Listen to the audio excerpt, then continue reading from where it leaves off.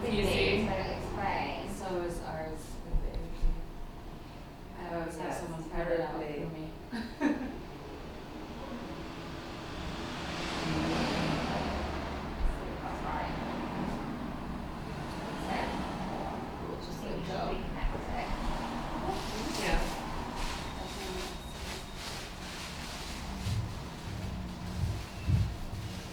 Shoulder. Awesome. Okay, 1986. Then we'll finish in the capital, so 89, 86. 86. And the one next to it, the horseback, which is the business side, in the plastic line. It's on some time.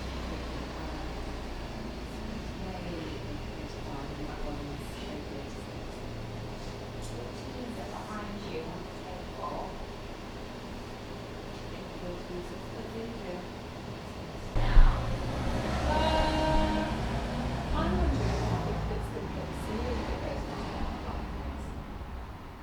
I'm thinking just the body, not on the stand. Just the body.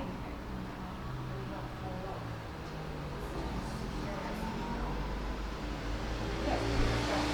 Just get it dressed normally and then do it later. I think what we're going to do.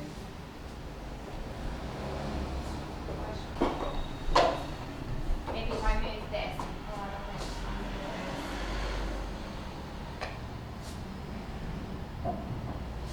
Move this table back.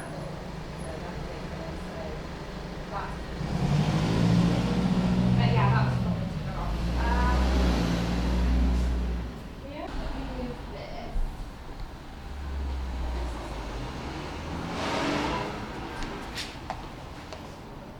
Might try putting this one here.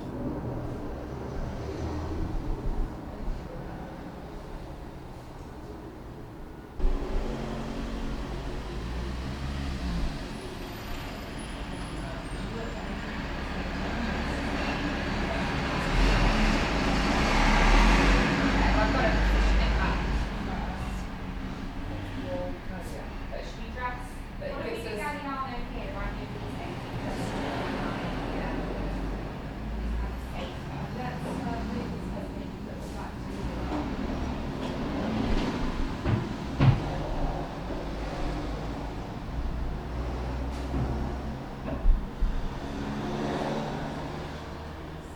As well. I know she texted me and said, can you save anyone?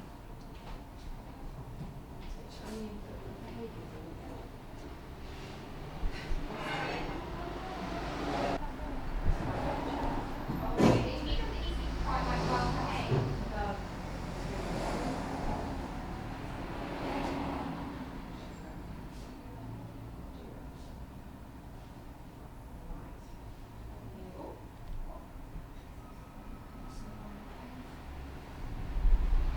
Yeah, he seems quite normal.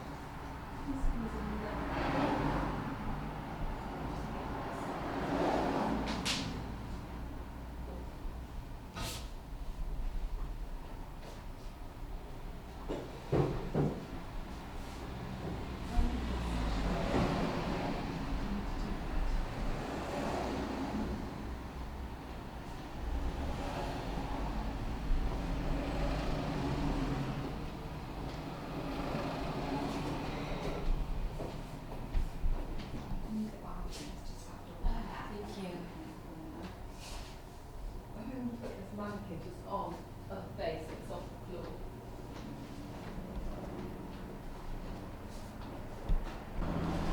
Do you need more lights on? Because we've got some spotlights that are taking the front at the moment. Lights get brighten it up. Shall I try it? Yeah, go for it. Do you know which ones they are, Lucy? Yeah, if you put on track 1. Get your teas. They're coming on now. They're on the table. Thank you. So they're by the door, so I'm worried about getting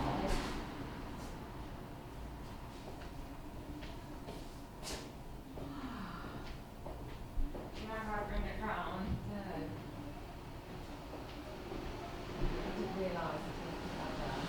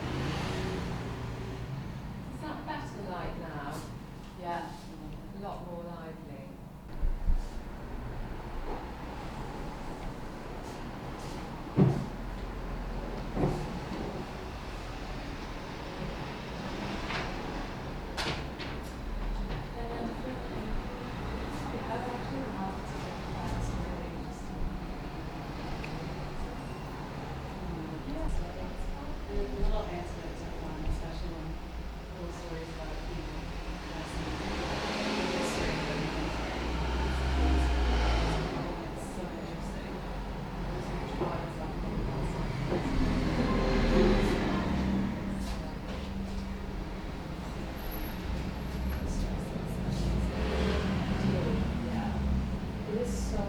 It's a fantastic book. And I like it.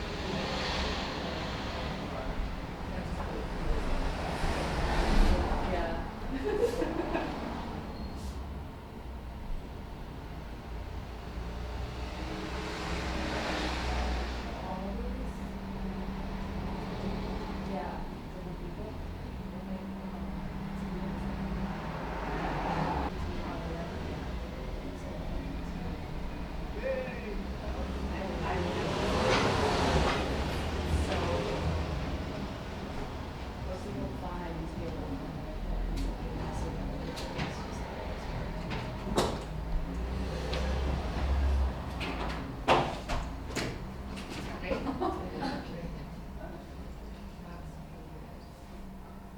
Shall I wait a bit before I get the things out of the safe?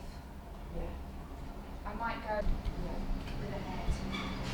Whether there's like a button I'll try not to do How much place these doors is that? It's very noisy. Yeah, that would be great for Hello there. We're an auction house, but we're not open at the moment. So we're open on the 13th and the 12th of June. Our website, so Kerry Taylor Auction, and all the opening times will be put up on there. I don't think they're on there yet, but they will be. Alright.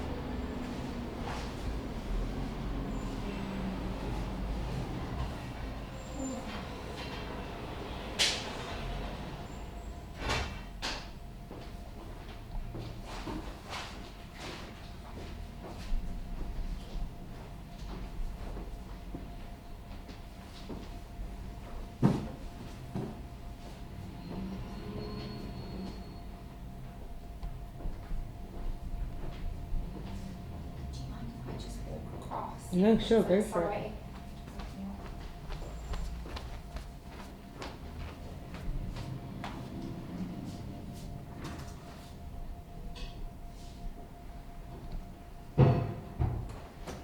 Rings.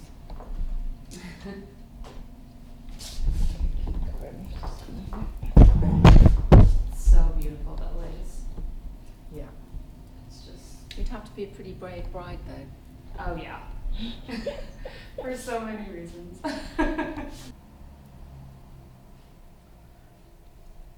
The lace is stunning. It's beautiful.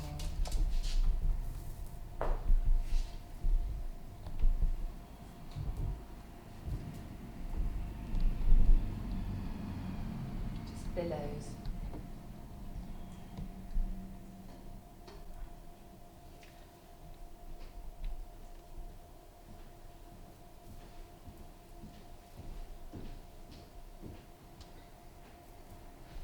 Yeah, we look after you. Yeah, we will.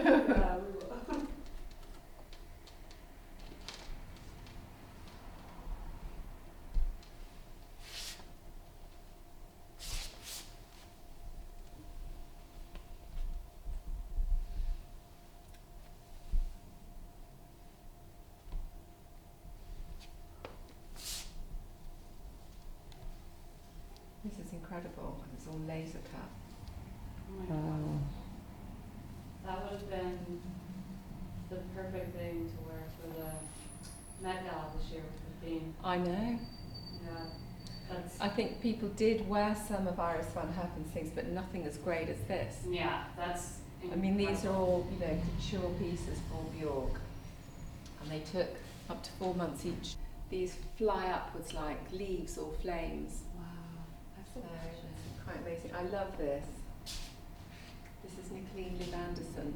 Oh, it's. And these, but they look like feathers, but it's actually fur. Oh really? It's painted fur, painted to look like feathers. It's And incredible. Bjork said that she liked this because it reminded her of a moth that's died and come back to life.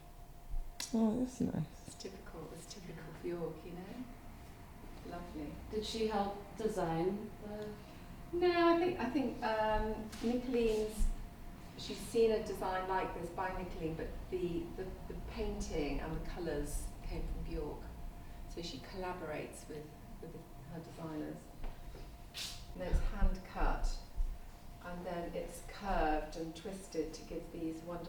bronze. Okay. Stare at the camera. Okay. And we'll just go from there. Just test the mic. Hold on. You just test the mic, Morgan. Just test Is the it mic on? for me. Oh, can you hear? Yeah, Sound good? sounds good. Okay. Just getting my levels correct. Okay. Do you want Mic to down tiny bit. That's good. It's quiet in here. And Kerry Taylor. lovely. Kerry Taylor Auctions. Mhm. Cool. Cool. All good. All right. Are we good to go? Mhm. All right, cool. So can you tell us a little bit about how this collection is different from previous collections that you've had or held here? Do you mean the auction? This auction, yes. Right, because there's lots of collections. Yes, so how this auction differs. I think this auction is probably one of the best auctions we've ever held. It has some of the most glamorous, iconic dresses ever to come on the market. And we have some major collections from celebrities as well as just fantastic haute couture by all the great masters. And yeah, I was going to say the next thing, anything unique or surprising while gathering the clothes for this auction? I think the collections that are most unique are those possibly that have come from some of our celebrities. So we have dresses worn by Princess Diana. We have the amazing out-of-this-world wardrobe from Bjork. And we have superb haute couture from people like Christian Dior from 1948, really early, to Paul Poiret, the king of haute couture from the 1920s. We have 18th century fashion. We have King Charles II's christening robes. We have the most extraordinary collection of things. And I gathered them from across the globe. I travelled to America, all over Europe to put this out together. So what do you find that's most special about a lot of these vintage pieces? I think with vintage, you're always buying something pretty unique. The problem today about modern fashion is you go into a store and it's pretty much the same and you see other people wearing it. When you buy a piece of vintage, you can pay the price of ready-to-wear for haute couture by one of the greats like Yves Saint Laurent or Pierre Balmain or Balenciaga. So it doesn't make sense really. It's if you know where to come, it's a great way to buy fashion. So I know it's hard, but do you have a favorite piece in the auction that you would love to own yourself? It's so difficult.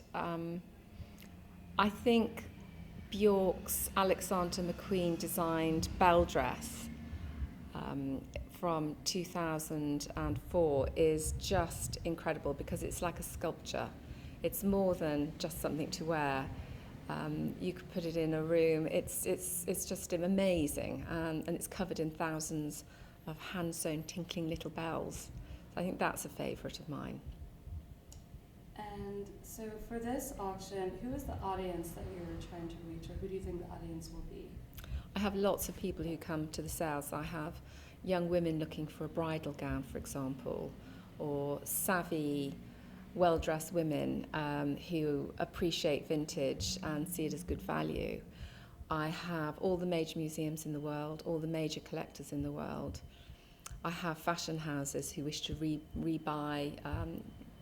I have fashion houses who wish to add to their archives.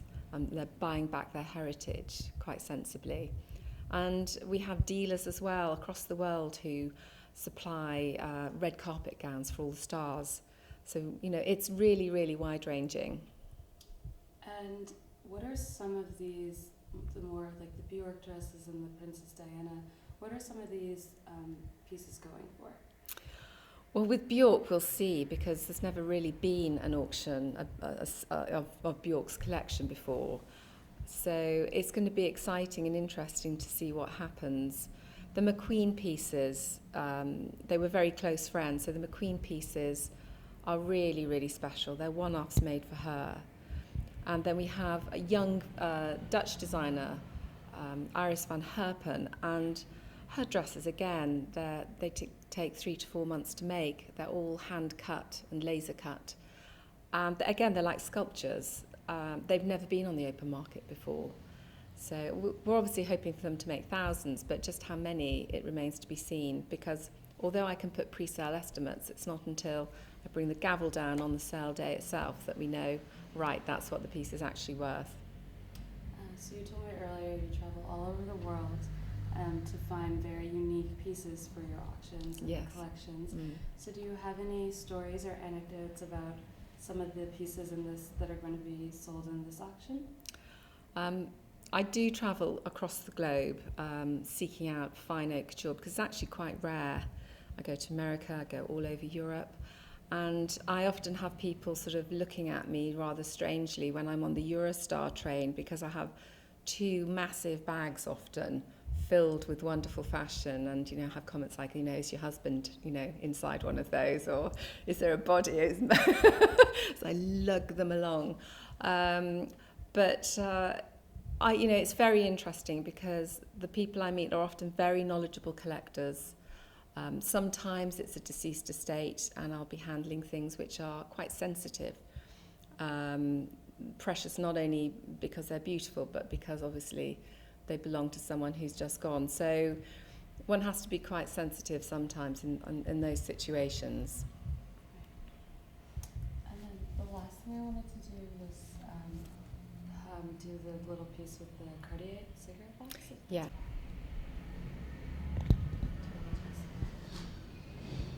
Sure. Okay, you can ask. Ready? Mm-hmm. Okay.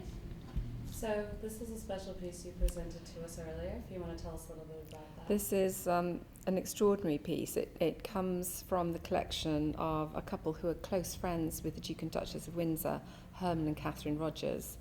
And they were really, really stalwart friends. During the abdication crisis, Wallis fled Britain. She was being hounded by the paparazzi. There's nothing new in paparazzi. And she went to stay with Herman and Catherine in the south of France in their villa. And later on, when after the abdication, when the king abdicated, he actually walked Wallis down the aisle for their marriage in 1937. And as a present, Herman was given this exquisite Cartier gold cigarette case. It's inset with sapphires. If I just open it, actually it has this beautiful cipher here, "We" for Wallis and Edward, and the coronet, the ducal coronet. If I open it, inside there's this beautiful inscription, "We will never forget a great friendship," and it's signed Edward and Wallis, and it has 2 dates inside, and the first date relates to when Wallis escaped the press and went to stay with them in Cannes, in their villa, where she listened to the king make his abdication speech at their home, and the second date is the wedding date. And so this was a lovely little thank you gift to Herman for being such a good friend and standing by them throughout all the crises and the good times of their lives. Okay, and then just do some open it and close it. Do you want to see the corners? Yeah, so if you can just model it for us, that would be lovely. And I'm going to open it, so you press this button here. You press the sapphire in the middle. Of course. Wow, look at that. And can you read, I don't know if you can read the inscription Yeah, here. I'm about to.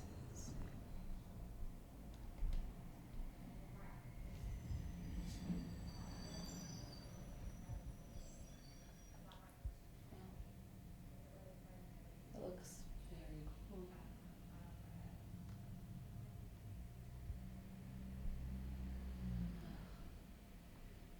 And this collection came to me from Canada, from a descendant, a granddaughter of Herman Rogers, who inherited these upon the death of her grandmother. And they've been stuck in a basement. Not only this, but there's another gold case that was given to Catherine, which is not quite as beautiful as this one, but still pretty beautiful. And also photographs and mementos of their life, of their friendship, and something called the Louvie guest book, which shows Wallis going to visit them in 1928, and then right the way through the 1930s. So when she first visits, she signs the book Wallace Warfield, which was her married name. She signs the book Wallace Warfield, and then which is her maiden name, and then afterwards Wallace Simpson when she marries Ernest Simpson, and then later on Wallace Windsor when she married Edward. Okay, lovely. The case is even like. The case is typical Cartier. They're always these. If you see a lovely red box like this, you know you're getting a very nice present. Put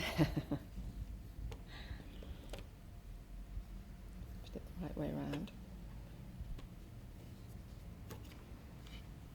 Here's the Cartier stamp. Let's get that.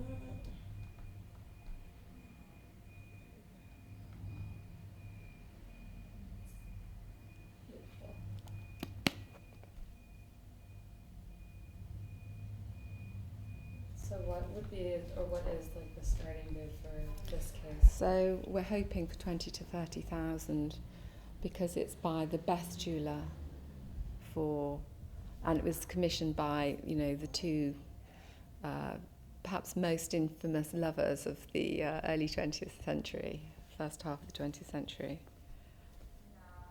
The British royal family has, it seems, always had, difficult times when it came to romance and choosing partners. But that's in the past, that's the old days. Obviously things are much better now.